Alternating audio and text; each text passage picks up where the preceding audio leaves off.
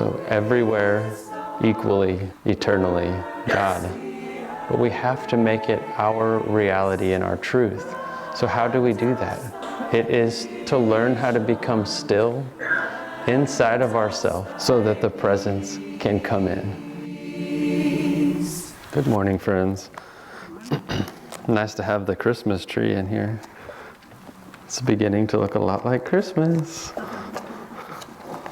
I feel the temple takes on a different kind of energy when we start to really move into the season, and I definitely feel it today. It's powerful in here. It's the presence of God. That's our topic, living in the presence of God. And yeah, it's an amazing topic. It's interesting to try to talk about it, because it's not really something you can think about, is it? If you try to think about what it is to live in the presence of God, it's kind of a trap. You just kind of have to be in the presence of God. It's what happens when we do the right things and we take the right steps in our lives. We find the presence of God comes into us, not so much because we thought it into existence, but because it's the natural relationship with the divine, that it can come into us when we're good boys and girls. It also, this idea, it really is powerful because it gives us a purpose. I think about my own life, this incarnation, and the first 20 some odd years when I didn't really have a purpose. I was a little confused about what the purpose of life was, as is prone to happen when we grow up and live in this world. Oh, baby.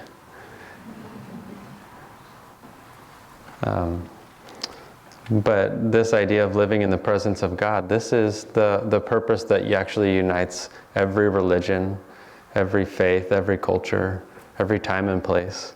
It's just the single truth that we should be orienting our lives, orienting the pole star of our life to, no matter where we live or what's happening.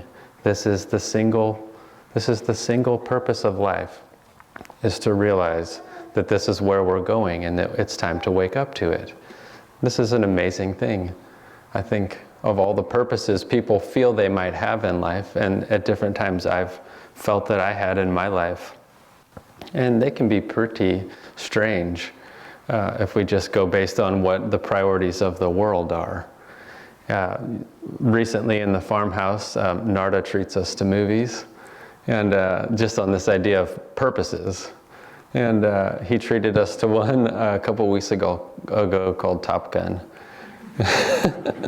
And I was fortunate enough to grow up with the original Top Gun, which Narda had not seen, being a young man. But, about 20 minutes into this thing, I found myself go, good Lord, I just can't even relate to this. There's no place to put this. And then I sat there trying to tune into some kind of purpose for this movie. And then the purpose came to me. The purpose was clearly to prove that Tom Cruise is the best, greatest actor person ever. And if I could remember that this was the purpose of Top Gun, it worked. So suddenly in the farmhouse, every time Tom Cruise has a heroic moment, which is like every 5 minutes, we all rejoiced and we're erupting into applause. It's like, it has a purpose. Tom Cruise is the best.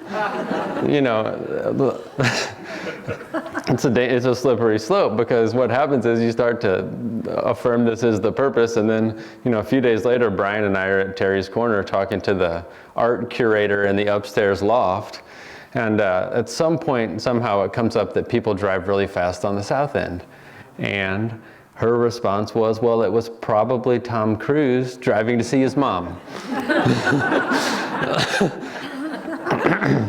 So I want to be clear, Tom Cruise being the greatest is not the actual purpose, and it's dangerous when you start to think that, because then you have people telling you that person going 80 on the south end wasn't being naughty. That was just Tom Cruise in a hurry to go visit his mom. See, purpose really does matter. And when we kind of direct our own lens of life towards the purpose of realizing that we are supposed to be present with God, that God is in us, it changes how we relate to everything. It changes how we live our life, how we perceive things that happen to us. Maybe they're not happening to us, maybe they're now happening for us.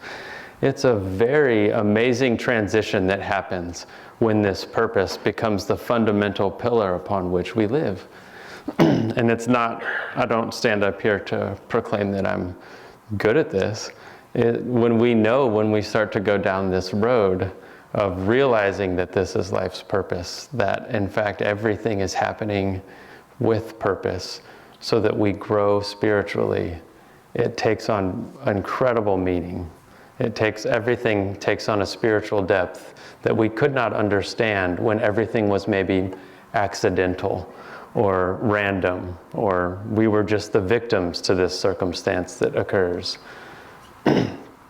It's a really wonderful thing. So I encourage us all to think that. The first step to thinking that is to accept that this is actually the truth. That when we leave the temple today and someone yells at us in traffic or whatever it is, that in fact we accept that actually this is still God's will.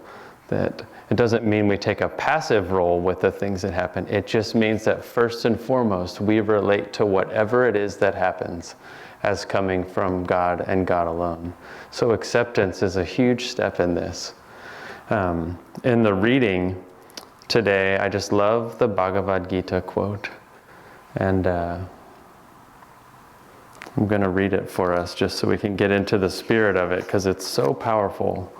And it's one who beholds my presence everywhere and all things dwelling equally in me. He never loses loving sight of me, nor I of him for all eternity. There's some amazing words in this statement. And there's 3 E's that I'd like to point out. The first one is one who beholds my presence everywhere. Beholds my presence everywhere.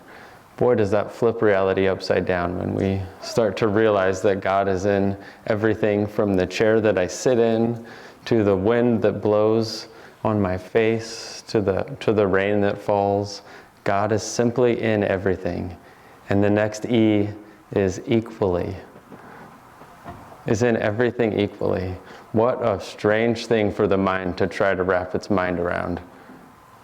How is it even possible that God could be in everything equally? Well, this is the promise of what we're talking about today, is that no matter what it is, God is within it equally, in every atom of creation. There's a little seed of Ananda, a little seed of joy. Even if the atom's not aware of it, it's there. It's the true reality of life itself. And the final E is, nor I of him through all eternity. Eternally, this is the truth. So everywhere, equally, eternally, God. That's the highest truth that we aspire towards. And I can't help but relate that to this season that we're in right now, because where are we going? We're 2 weeks out from the birth of Christ consciousness in the world, in us. It's an amazing time for us to take a step back in our own life and take advantage of where we're at and this opportunity that we have to go deep right now. And all of the ideals that I'm offering, we need to be practical about them, like the affirmation was stated. And how do we do that? As an idea, it's all good. But we have to make it our reality and our truth. So how do we do that? Well, we have the teachings of the masters to show us. And fortunately for us, they're not complicated at all. It is to learn how to become still inside of ourselves so that the presence can come in. Because like the chant, the desires and the restlessness which prevent us, that love from flowing into us, it's time to quiet, the desires and to still all the restlessness. And when we do it, we open ourselves up for God to reveal herself, himself unto us, not as something apart from us, but as our true nature and our only reality, the sole reflection. This is Christ consciousness, the sole reflection in all of creation, the single one. So it is the single reality. And it's important that on the most fundamental level, we realize this is the purpose of everything. And yet we have to just take our steps. It can be a little daunting to think that that's the sole reality, but not to feel it. And so what do? We commit ourselves to being still each day, offering our heart to God and saying, God, you show me what my steps are and I'll take them. And the whole spiritual path can unfold in that simplicity if we're sincerely willing to pick up that sword and walk that walk. It's really special, actually, because even like standing up here today, I sort of know what I'm going to say, but I just have faith at this point that God is going to make sure that the right things are communicated. I know that I can't do it. I know that it has to come from something different than me, and that's God. Last night, a few of us in the farmhouse had the opportunity to watch the beginning of Peter and Paul with Anthony Hopkins.